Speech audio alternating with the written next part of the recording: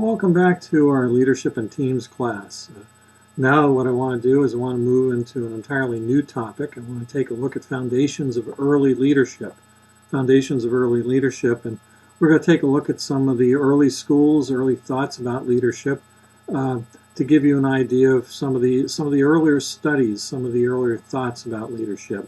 So why don't we start off? The first major topic that we have tonight is what does leadership involve? What does leadership involve? And under this, I have a couple of subpoints. I'm going to give you a definition of leadership with some comments associated with it.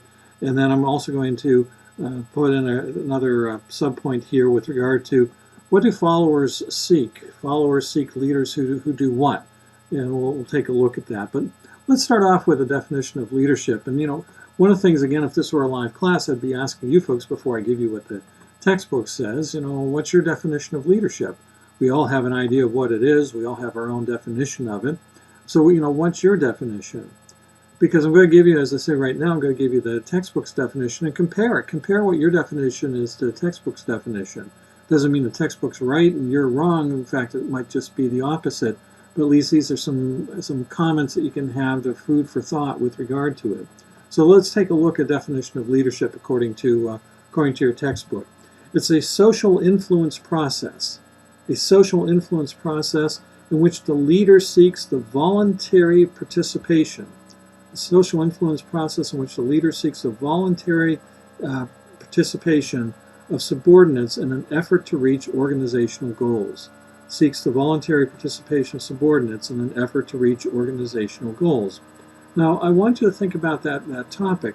It's a social influence process. You're trying to influence somebody, and you're trying to get the voluntary participation of your subordinates, your team members, your employees, whatever that you have. Notice it's not a command system. Years ago in business, that's exactly what it was. It was almost like being in the military. If your boss, your supervisor came out and said, it's time to jump, you didn't question it, you didn't delay, you just asked your boss how far, how high, in what direction. I'm going to do it right now. And basically it was a command. And that's really not what we're looking now. We're looking nowadays, instead of a command, it's an influence. And it's the voluntary participation of your subordinates, not the duty of your subordinates. You want to get them to volunteer their active participation in doing what you want them to do. So a couple of thoughts for you here. One, it's kind of one of the points that the textbook make. It's more than wielding power and exercising authority. It's more than wielding power and exercising authority. Again, you're not a commander, you're a leader. There's a difference between a commander and a leader. Some commanders are leaders, some leaders tend to be commanders, but there's a difference between the two, particularly in business in this day and age. There aren't too many places where commanders are tolerated anymore, particularly by the employees. Second point that I have under the definition, second subpoint under definition, levels and types of actions that leaders undertake. Levels and types of actions. There really are three levels of actions that leaders participate in, that they work in, that they have an influence over. Let me first give those levels to you, and then let's talk a little bit about what you find in each of those levels. The levels of leadership, so to speak, you have the individual level, you have a group level, and you have an organizational level. You have an individual level, you have a group level, and you have an organizational level. So let's take a look at what's involved in each of those different levels. At the individual level, you'll find that leaders are involved in mentoring and coaching, inspiring and motivating. At least good leaders are. I know a lot of leaders don't do any of those things, but good leaders mentor, coach, inspire, and motivate. Hopefully you're good at that. And if you're not, hopefully you can gain the skills to be that. So when you're dealing one-on-one with somebody, those are some of the things you want to be able to do. Well, let's go to the next level. The next level is the group level. And at this level, you want to build teams. You want to create cohesion, and you want to resolve conflict. You want to build teams, create cohesion, and resolve conflict. Think about this. This goes back to a lot of things we talked about in motivation.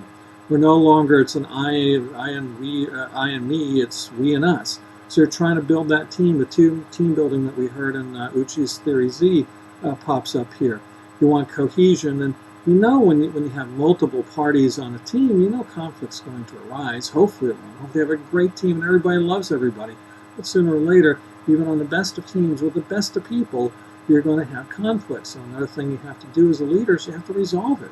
And there are a lot of different ways to resolve it. And you're going to have to figure out, can I find a way that makes everybody happy, or some people happy, or everybody a little happy, or nobody happy? What are you going to do? This is one of the activities that you're going to have at the group level. Well, let's go to the top level, the third and final level, the organizational level. The organizational level. Now, you're no longer in charge of the department of marketing. You're now in charge of the company. But the organizational level, there's at least two things that are mentioned here that leaders tend to do.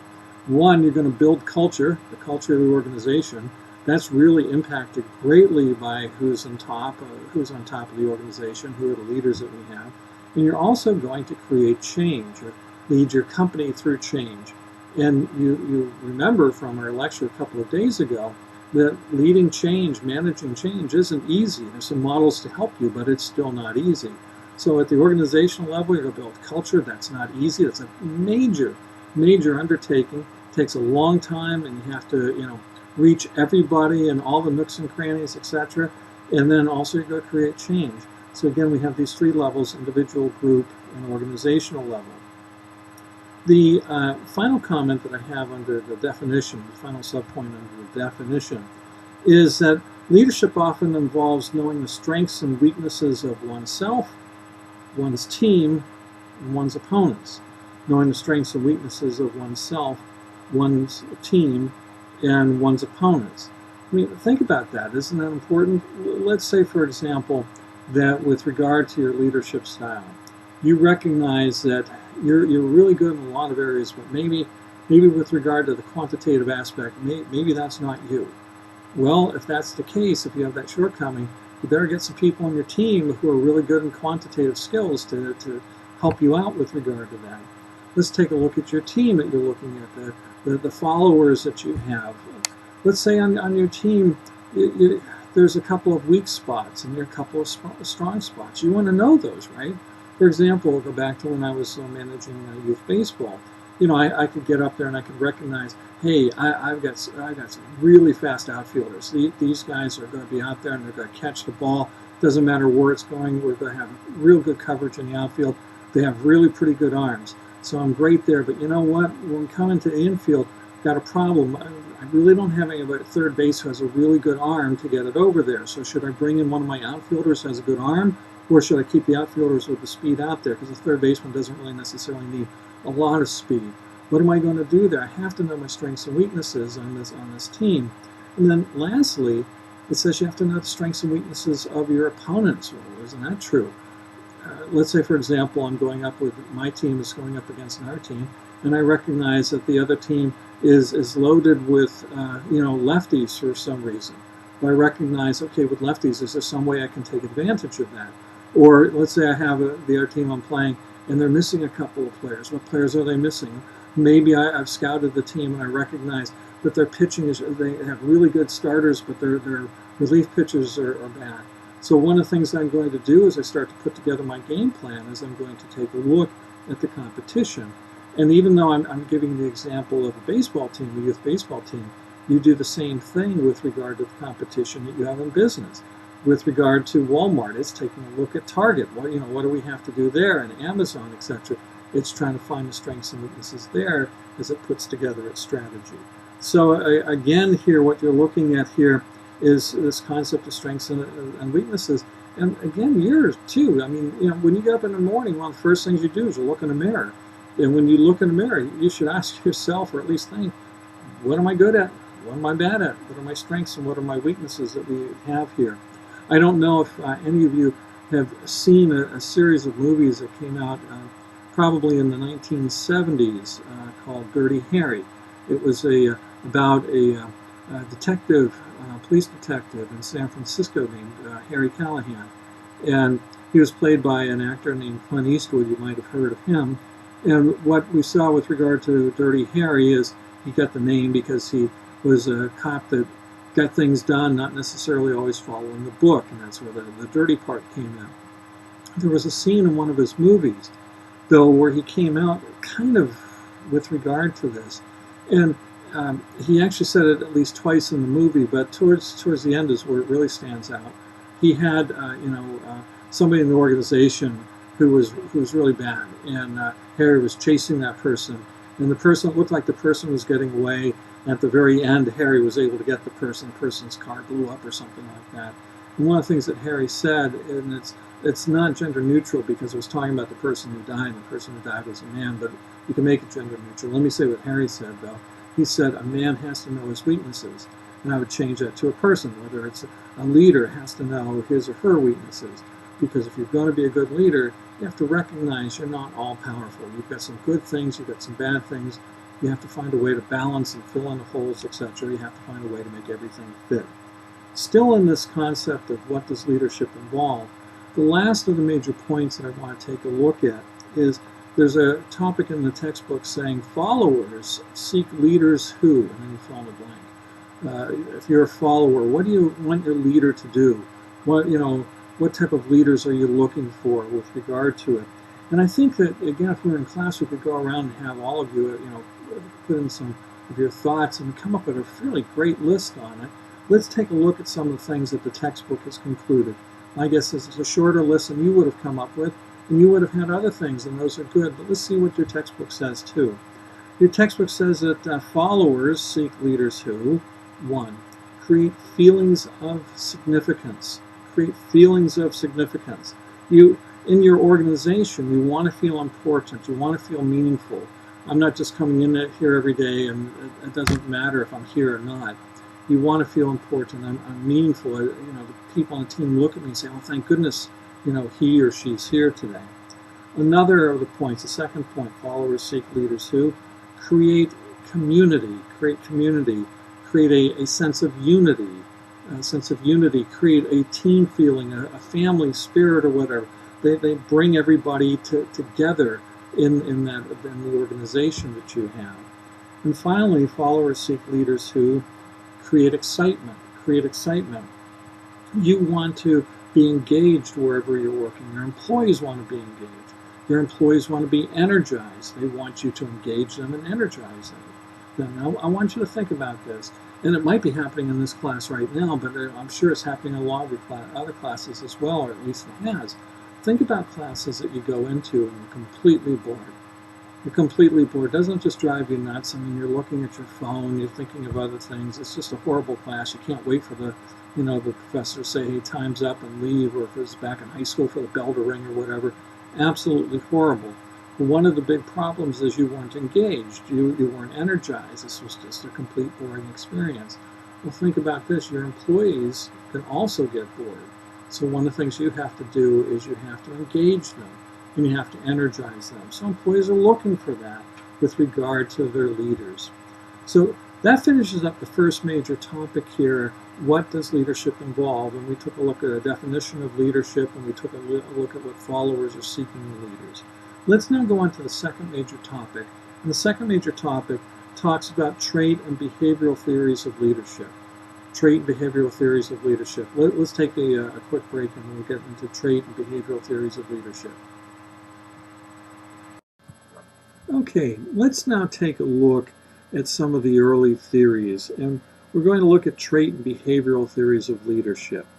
And before I get into either of those two, let me give you the predecessor to trait theory, because trait theory then was followed by behavioral theory. So let me just give you a little bit of foundation here. It's not a lot. The early theory of leadership that we had here is that leaders were born. They weren't made. It was called, and sadly it's not a gender-neutral term, it was called the great man theory. I think today we could better call it the great person theory. And the concept was leaders were born as soon as they came out of the womb. This was a leader, this one wasn't a leader. I have a feeling that this was based on, if you take a look at, say Europe, and how most European countries were led, say through the Middle Ages. Most of them were led by kings and queens. And how did you get to be a king and queen? Well, you're born into the royal family. So you're a born leader. I think that's where this is coming from. Now that said, when people are born, there are some people that are born with certain skills and other people born with other skills. Certainly there's some people that are born with more leadership skills than others. And it might be argued, they're born leaders. But I still tend to think that a lot of leadership isn't from birth. You might have some basics, but a lot of leadership comes from other things, not just how you were born, but how you're raised and what you learn about, etc. And what we saw is another theory arises based on people who thought the same as I do, that there's more to leadership than what family you were born into. And we're going to take a look at two of these. We're going to look at trait theory, we're going to look at behavioral theory. So let's start off with regard to trait theory. Trait theory basically is saying that leaders have certain traits that make them leaders. So let's take a look at what trait theory actually says it is, the definition of trait theory. Then we'll look at some other definitions like what is a trait or a leader trait, etc. Well, trait theory says that leadership can be developed by experience and learning. Leadership can be developed by experience and learning. Your experience, your learning is what creates the various traits that you have. Whether some people are open, some people are closed, or whatever. It's your experience that makes you that way. So what this is saying is leaders aren't born, they're made. I think, again, some people are born perhaps with more leadership tools than others. Some people are born more athletic than others or whatever. But I think that this has a lot to do with reality here, that it's not just where you're born or what family you're born into. It's a lot more than that. I'm not even so sure if that counts much, if at all. I think this concept of trait theory makes an awful lot of sense. Your experiences form your traits, and it's your traits that determine whether or not you're a leader in the eyes of others. So speaking of that, what type of traits do leaders have? What is a leader trait? Let's take a look at how your textbook defines leader trait. It says it's a physical or personality trait or characteristic. A physical or personality trait or characteristic used to differentiate leaders from followers. A physical or personality trait or characteristic used to differentiate leaders from followers. Basically, they're saying leaders act differently than the rest of us. Leaders tend to have different traits than the rest of us, or at least to be in leadership, you have to have certain traits. You have to kind of check off the box with regard to that.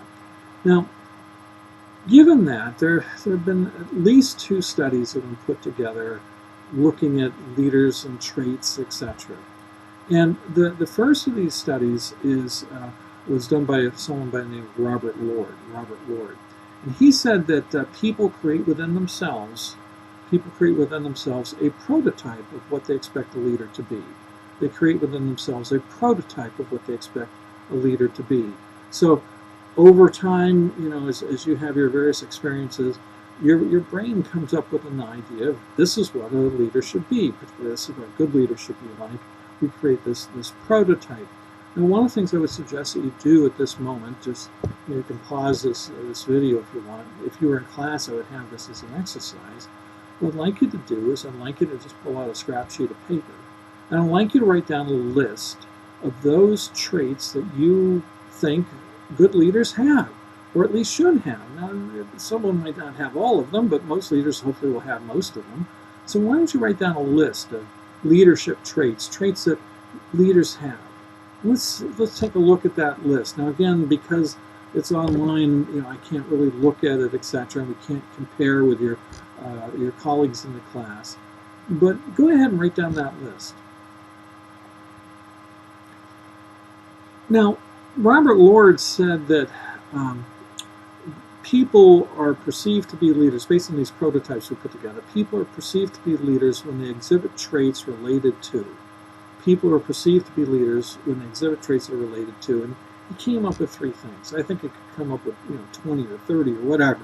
Look at the list that you just hopefully put together. But he said that the traits are related to, and he mentions 3. The last 2, particularly the second, but the third one to some degree too. I want you to keep in mind that Robert Lord did this, decades ago, and people thought differently and felt differently, and society and culture were different then. So some of the things that he mentions, I'm not so sure that they are as relevant today as they were before. I'm not so sure if they're correct today. But let's take a look at 3. He said the exhibit traits are related to 1, intelligence, not a bad idea. I would like to have a leader who's not a dumb idiot out there with regard to things. That's not bad. 2nd, masculinity. I get a little concerned about that. That seems very stereotypical with regard to that. So, certainly women can be great leaders, and we've seen some remarkably good leaders, both in business and in government, etc. But, he said masculinity. And then the third of the traits that he mentions is dominance. Dominance, leaders tend to dominate. And I'm not so sure, first with regard to masculinity, as I said, I'm not so sure that's a big thing anymore. I'm not even so sure it was back then, but certainly now I think that people are far more open having leaders. That doesn't matter whether you're masculine, feminine, or anything in between or whatever. But with regard to dominance, I wonder about that. I think society is a little bit more open now. We don't like to be dominated, but don't we tend to think that our leaders should be able to dominate, at least dominate the situation, maybe not dominate people, but dominate the situation? I'm not sure. One other thing, too, that Lord said is he said you should keep in mind that these leadership prototypes that we come up with, they're culturally based. Culturally based. For example, if we ask the same question I just asked you moments ago, write down a list of great traits of good leaders, etc. If we ask people someplace else, let's say we went to Japan, said, hey, write down a list. And we want to have a whole bunch of college students over in Japan write their list. Do you think their list would be the same as yours? My guess is if we took yours and the others in the classroom, we get quite a lot of overlap. Oh, there might be some additional ones, absolutely, but quite a lot of overlap. If we took those overlapping ones and compared to, say, the overlapping ones that we got out of the Japanese class, do you think that they'd be the same? Probably not. There'd probably be at least some differences. There might still be some overlap, but the differences are going to be based on culture. Their culture has different values than our culture. It has different priorities than our culture. So their prototype is probably going to be different than ours. So you want to keep in mind that these leadership traits, this leadership prototype, is culturally based. Let's continue on here. The next of the theories that we have with regard to trait theory is Timothy Judge. Timothy Judge's theory. He actually did a couple of things. I think you have Judge 1 and Judge 2, and you want to take a look at that in your book. But basically, Judge did a study, and he concluded that personality is more important than intelligence. When we're talking about leadership, personality is more important than intelligence. He says that extroversion is the most important aspect of personality. We expect our leaders to be extroverts, and he also said that we also expect our leaders to have a consciousness of what's going on, and an openness to experience. So try different things, look at different things, etc. They're not closed-minded or whatever. And maybe all those are right with regard to it. And this concept, too, that intelligence is not necessarily the most important. Let me give you an example. I kind of agree with them on that. There was a TV show in the 1960s, which I'm sure that you folks, of course, never watched when it was originally on. I sadly did. It wasn't a very good show. It was a half-hour comedy show. It was called Gilligan's Island. Gilligan's Island. And you can probably find that on reruns every now and then. Some of these various stations are rerunning all these shows from the 60s and 70s and 80s and whatever. You could probably find it on that, and certainly on YouTube or Netflix or something. But let me give you an idea of how Gilligan's Island kind of fits with what Timothy Judge was saying. Gilligan's Island was as I say, half-hour comedy. It was based on the plot that there was a fellow who owned a kind of like a little small tourist boat, and the guy who owned it was called the skipper, and he had one person as an employee, and that employee was his first mate, and that was Gilligan. And they would take groups of tourists out along the shores or whatever. And I think it might have been Hawaii, but I'm not sure. And you've probably been on tourist boats. And one day they took a group of tourists out, and there was a horrible storm, a hurricane or whatever. The guy got blown far off course. They crashed on a deserted island someplace, and their boat couldn't operate anymore, so they were now stranded and on this small little island now called Gilligan's Island. And what we saw in that is the other people in the group. It included a millionaire and his wife. It included a movie star. It included a young lady who was a farmer. It included someone who was a professor at one of the colleges, I think a college in California, I'm not sure.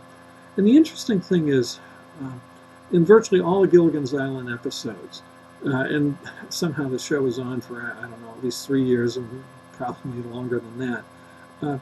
But in virtually all of them, the professor was noted as being the smartest one there.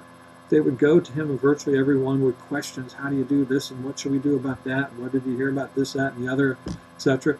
But when it came down to leadership, there was virtually no episode where the professor was the leader. It was always usually the skipper, sometimes some of the others, but usually the skipper, and virtually never was it the professor. And that kind of goes to this thing that personality is more important than intelligence. Again, we're not seeking leaders who are, dumb as rocks, but on the other hand, we kind of like leaders who have that extroverted personality and they're open, etc., with regard to it. So maybe indeed, Judge is onto something here. One other thing I want to mention at this point is earlier I asked you to write down a list of the leadership traits of good leaders. Now I want you to do something else. I want you to flip the coin. And again, if you're in class, I'd have you do this, but I'm going to ask you, maybe just pause this for a moment. I'd like you to write down a list of traits of bad leaders, of leaders who have failed. And I'm not necessarily talking about a leader who is actually kind of a good leader, but leading his or her people in a complete wrong direction to do horrible things. That's a bad leader too. But I'm talking about someone who is a poor leader, has poor leadership skills, who failed, etc. because of that. What are some of the traits of someone who is a poor leader, a failed leader, or as they say in the book, a bad leader? Why don't you write down that list? Now, assuming you did that, and hopefully you put it on hold and did, if not, go ahead and put it on hold now, on pause. Let's take a look at a list of the traits for leaders who are involved in failure, leadership failures. There was a study that was done and said, hey, listen, with regard to leadership failures, what traits did you see in these leaders who failed? And I'm going to give you part of the list, and it's actually kind of scary with regard to it. You have leaders who are overly controlling. They're irritable, exploitive, they're arrogant, they're abrasive. Let me go over that 5 again. Overly controlling, irritable, exploitive, arrogant, abrasive. You also have leaders who have a habit of belittling others. That's horrible, right? You have leaders who are confrontational, leaders who are selfish, and you have leaders who are lacking in emotional intelligence. They're not empathetic. They don't understand your emotions or whatever. They don't even understand their own. So again, a habit of belittling others, confrontational, selfish, and lacking emotional intelligence. I mean, can you imagine if we had a leader that exhibited all these traits? And we probably have had people like that. Some of you may argue that even today we have people like that who are leaders. That's awful. Now, what does it mean, though, for you? You have that list of good traits. Hopefully you put together a list of bad traits. Well, what does this mean to you? Well, traits are learned. They're not necessarily innate. A trait you have today, you can change and have a different trait tomorrow, or maybe take a little bit longer than that, but you can change it. So if you want to be a good leader, why don't you look at your own traits? Are your own traits more reflective of the good traits or the bad traits? And is there something you can do to take some of the bad that you might have and change it to some of the good? So one of the things you want to do is you do a self-analysis of leadership and your leadership abilities. Take a look at your traits. Are there any things that could be changed? Any things that should be deleted with regard to that? Well, that finishes up what I want to talk about with regard to trait theory. So the next theory I want to take a look at is called behavioral theory or behavioral styles theory. So let's take a look at that. Okay, let's take a look at behavioral styles theory or behavioral theories with regard to trait theory. Under this, I have a couple of points to make. I'm going to tell you a little bit about what leadership styles are, what we're talking about there. And I'm going to take a look at the Ohio State studies, the Michigan University studies, and I'm going to look at something called the leadership grid, the leadership grid. Let's start off, though, first with regard to the definition of leadership styles, the definition of leadership styles. These are patterns of behavior that enable leaders to effectively influence others. These are patterns of behavior that enable leaders to effectively influence others. Now, it should be noted that behaviors are learned So leaders are made, they're not necessarily born. If you follow the school of thought, again, leaders we're looking at behaviors, and behaviors are learned, and because behaviors are learned, that means that a leader can learn, someone can learn to be a leader, and again, you're not necessarily born as a leader. So behavioral styles theory and trait theory fit together. Again, it's going against this concept of, well, leaders are born. With regard to this, let's take a look at these different studies. And the first study I want to talk about are the Ohio State studies. The Ohio State studies. And what I'm going to do is now I'm going to insert a slide here to show a graph of them. And then what I'll do is I'll talk about these studies.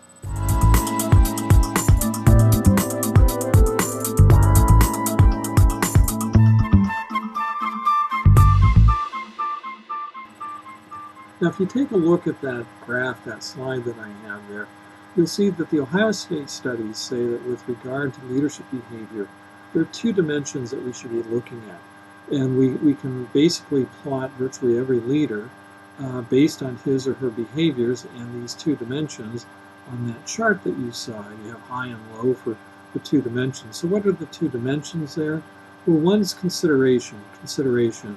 This is how much a leader is looking at creating mutual respect and trust, and how much this leader focuses on a concern for the group members' needs and desires.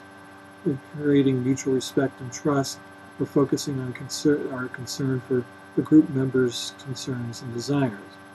The other trait, the other behavior, the other dimension is initiating structure. Initiating structure, a horrible name for it. But that is, this is someone who organizes and defines what group members should do to maximize their output. This is, what someone does or how much someone does, or behavior, and organizing and defining what group members should do to maximize output. Okay, you're going to do this, and you're going to do that, and you're going to do this, that, and the other, etc.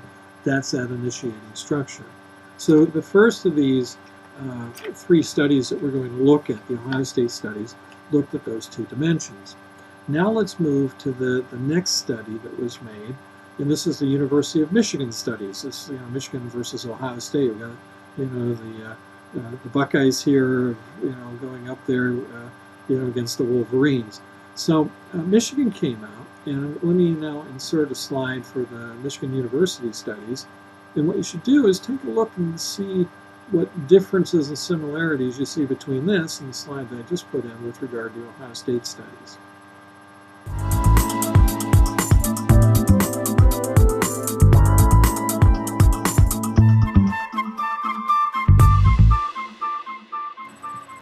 So if you take a look at that, you can see that the Michigan studies are very similar to the Ohio State studies. They concluded that there are two styles of leadership instead of two dimensions. We're going to change the name from styles to dimensions, dimensions to styles. Basically saying there are two behaviors that we want to take a look at here. And the two behaviors are how, to what degree is this leader employee-centered, follower-centered, person-centered, and what degree is this leader job-centered, or you might say task-centered. Well, isn't that very similar to what Ohio State said? Pretty close, a little difference, but pretty close. And one of the things I would suggest that you do is looking at both those that we've taken a look at so far, about to take a look at a third. Apply yourself. Where would you be? On that, and would you be in the first quadrant, the second, the third, or the fourth? Where would you be? High, low, middle? Where would you be on that?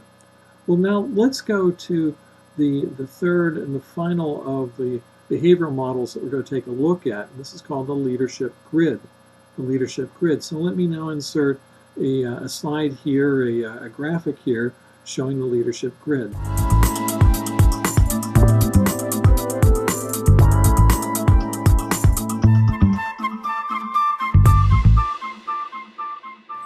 So now you have a look at the grid, and it too says that we're going to look at, now they use the word dimensions again, but whether it's dimensions or styles or behavior, it's looking at how people-focused a person is versus how production-focused someone is. And aren't those very similar to the two measurements that we had for the Michigan studies and the two measurements that we had for the Ohio State studies? I would say that they're all pretty close.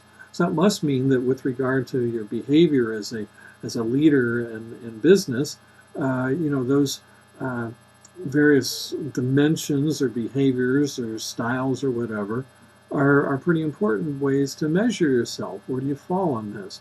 Now, what they did here with the leadership grid is they basically, instead of dividing this into 4 parts, into 4 quadrants, they divided it into 81 little boxes. You have, the numbers 1 through 9 along the top and 1 through 9 along the side.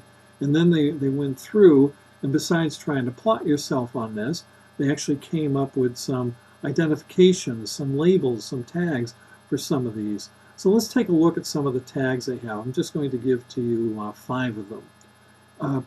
If you find yourself or find a leader who finds himself or herself in column 1's row 1, a 1-1 if you would, this is called impoverished management.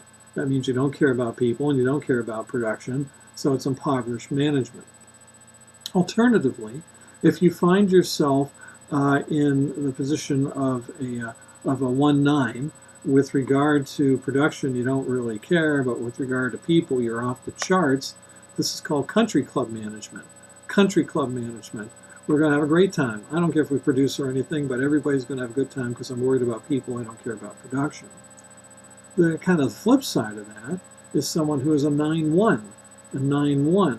Here, this is someone who really cares about production, but people, I don't care. You just get the job done. This type of manager is someone who is authority compliance. Authority compliance. I tell you what to do. I have the authority, and you have to comply. Authority compliance. If you're right in the middle, if you're a 5-5, if you're right in the middle, 5 on people, 5 on production, you're a middle-of-the-road manager. Well, there's a bright way of calling this. Thank goodness someone used a easy term, one that makes a lot of sense. And finally, if you're a 9-9, if you're 9 on production and 9 on people, you just love production and you just love people, this is known as team management or team manager. Team management, team manager. Now, one of the interesting things here that I'll mention, I want to come back to this, is according to the people who put together the leadership grid, Blake and Luton, they said that 9-9 is the absolute best. This is the best manager, etc. I've got a question about that. I mean, I understand where they're coming from. It makes a lot of sense. But I do have a question about it, and I'll pose it in just a moment. Let's now summarize these behavioral style theories that we've looked at. With regard to it, they're basically saying all of them, whether Ohio State, Michigan, the grid, whether we're talking Ward or we're talking, what's the other fellow's name? Isn't it great teaching this thing and all of a sudden I can't think of a judge, Ward or Judge. Whether we're talking any of those, let's kind of summarize some of these behavioral styles. The first that we're talking about here, they say that leaders are made and not born. Leaders are made, not born. And the second thing that they say is because behaviors can be improved, we can always become better, we can improve our behaviors, leaders can improve too. So the same way that you improve yourself as a person, you can improve yourself as a leader. Another thought that they have here, and this is general because it doesn't fit this last one, and I want to come back to. They said that there's no one best style. There's no one best style. Yeah, the best leader is the one that fits the situation. The best leader is the one that fits the situation. And that goes back to what we said earlier with regard to Machiavelli, right? The best leader is the one that fits the situation. Notice this flies right in the face of the leadership grid that said 9-9 is the best.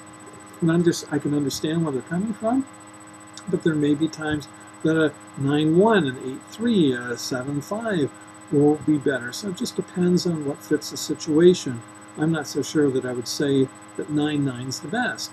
I understand where they're coming from, but I still think Machiavelli's right. It's what fits the situation. And the last thing I want to mention here is in trying to improve your behavior and trying to improve being a leader, I have some tips for you. There was a very well-known Wall Streeter by the name of Peter Drucker. And Peter Drucker is one of those business people that when Peter Drucker said something, literally Wall Street stopped. What did he say? Because what he said usually was very bright and intuitive, and it also usually had a pretty big impact on businesses and the markets. So Peter Drucker was looked upon as being someone who really knew what he was talking about with regard to business. Well, Peter Drucker wrote an article on tips to improve leadership effectiveness. Tips to improve leadership effectiveness. Well, if we can improve our behavior, we become a more effective leader. He has some tips for it. So in the next segment of this, still in our chapter here on early leadership, let's take a look at Peter Drucker's tips.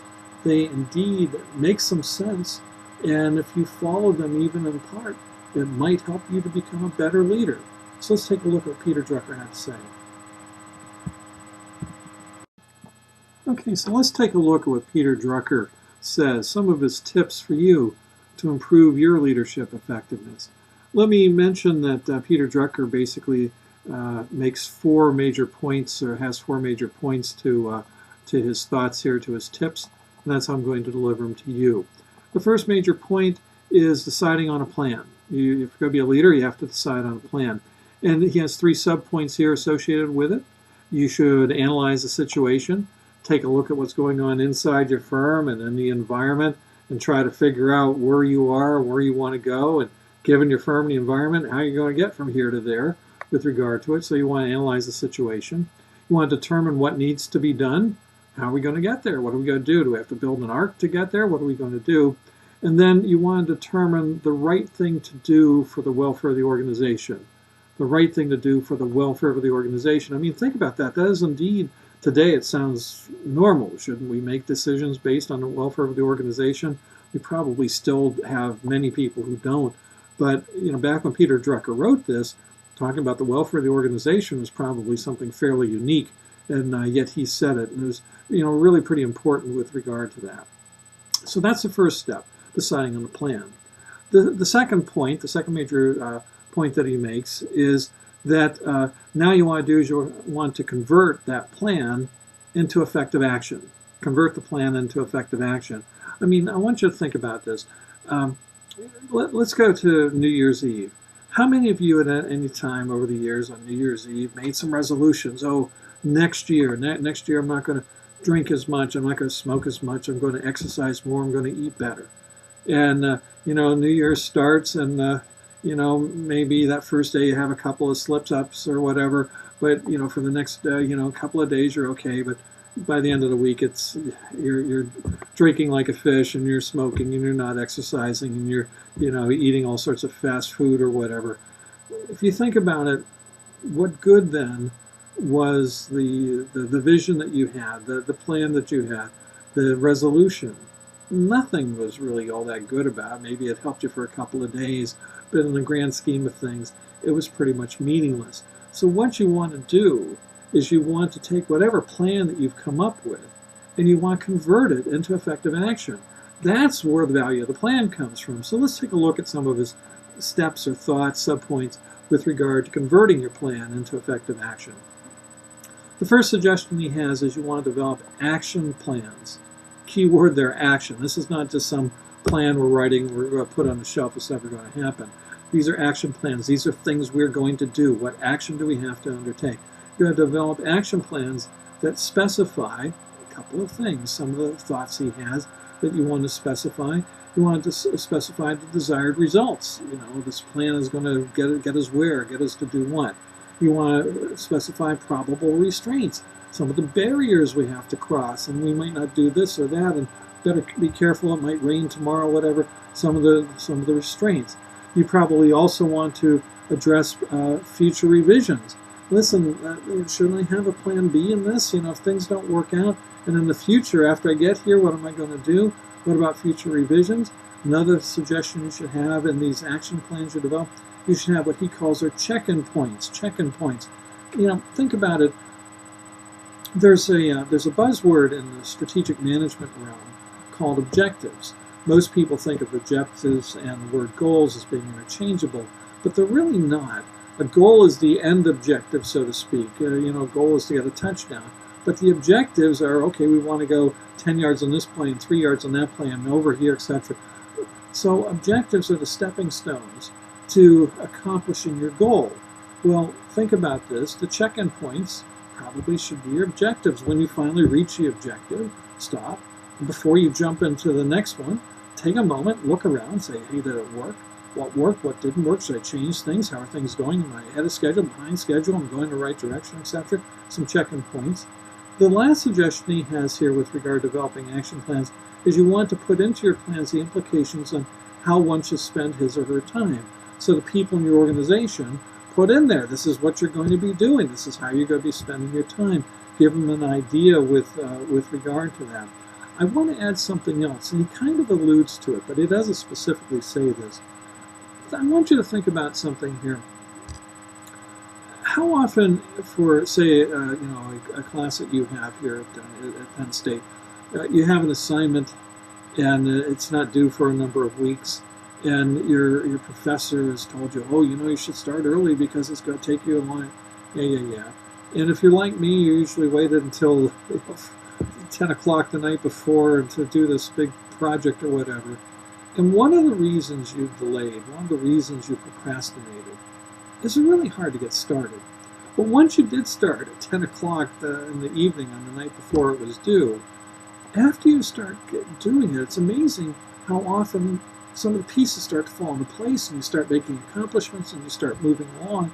So one of the biggest hurdles you have is the first step. There's an old Native American saying that the hardest step on a 1,000-mile journey is the first step.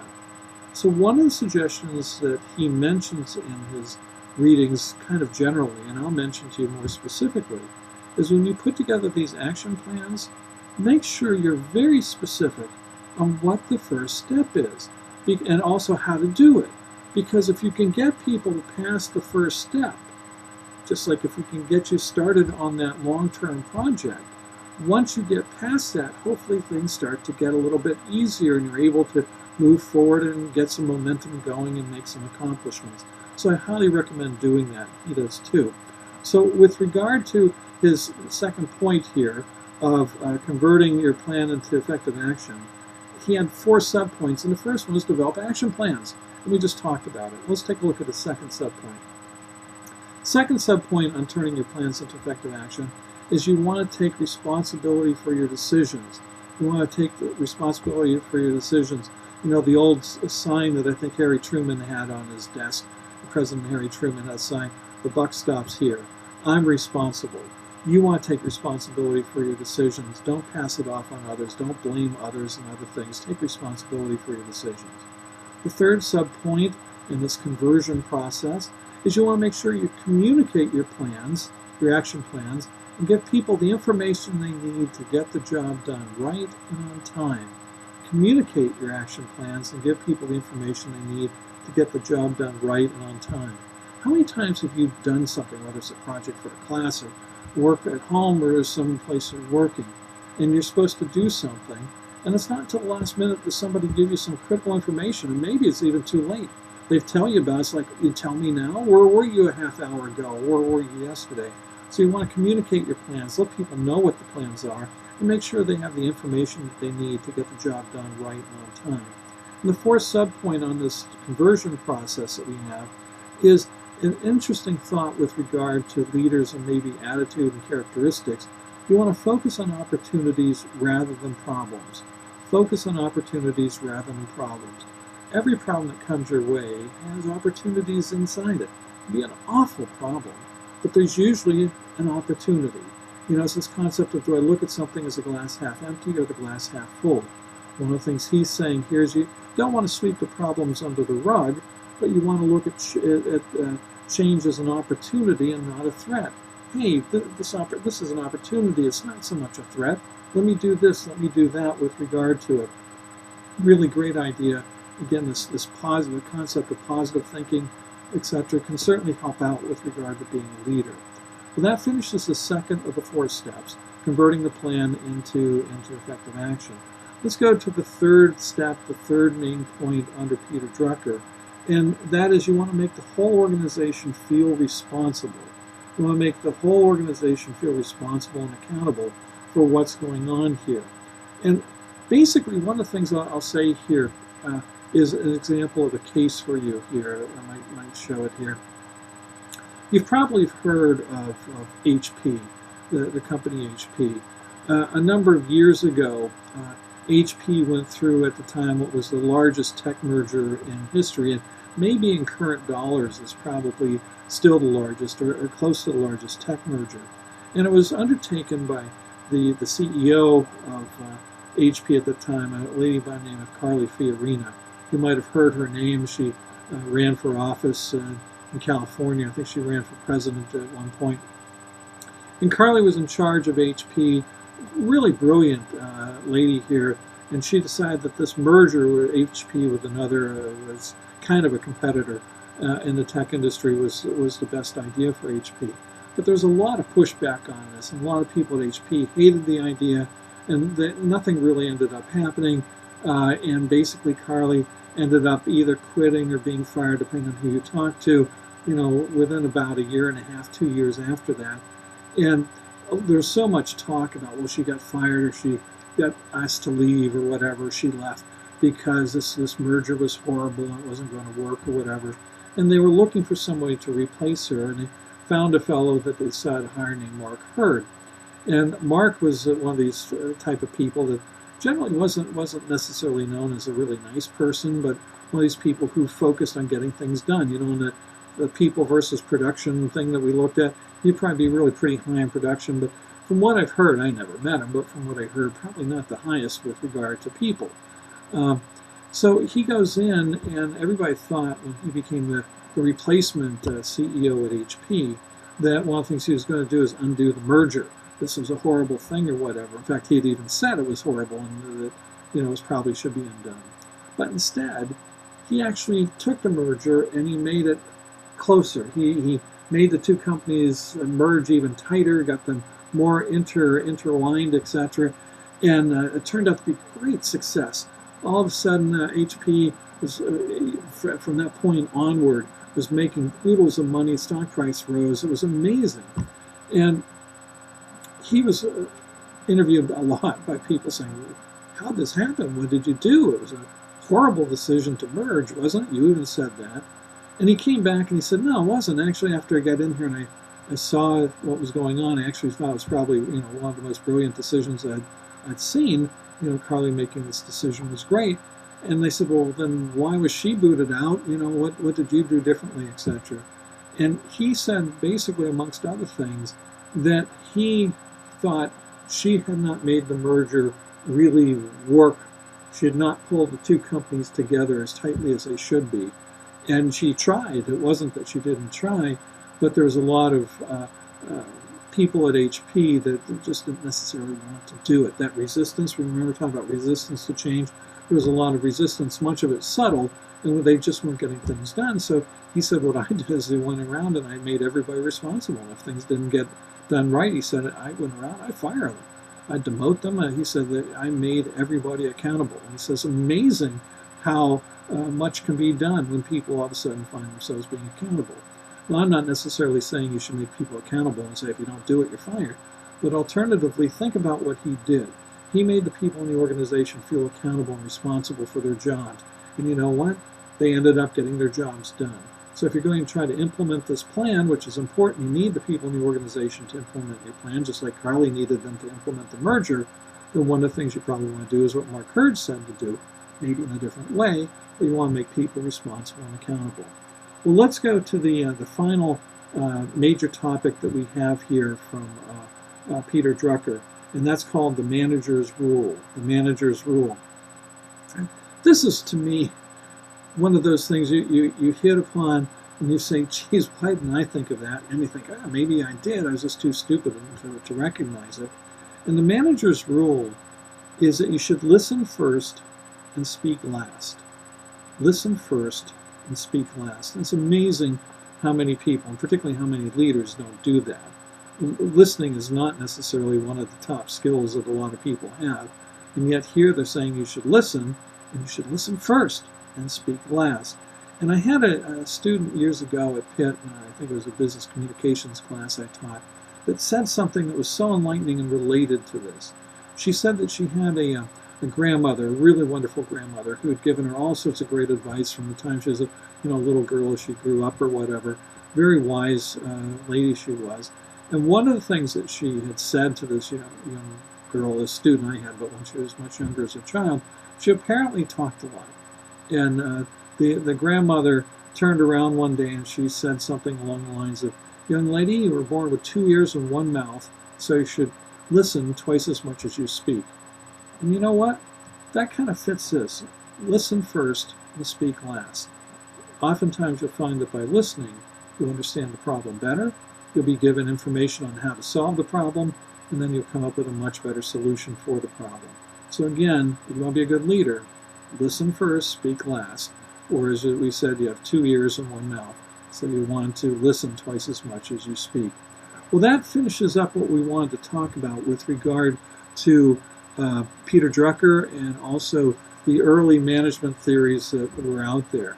Now, what we're going to do in our next lecture is we're going to move to some more modern, some more contemporary leadership and management theories that take what is said here and kind of give you a different perspective on it, maybe add and change some things that also could help to make you a better manager.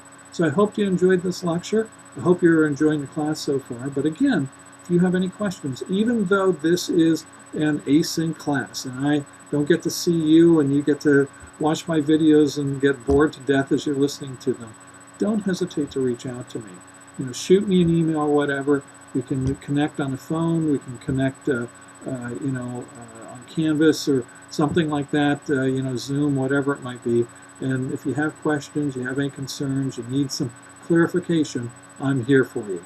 I love teaching. The best part of this job is helping students just like you.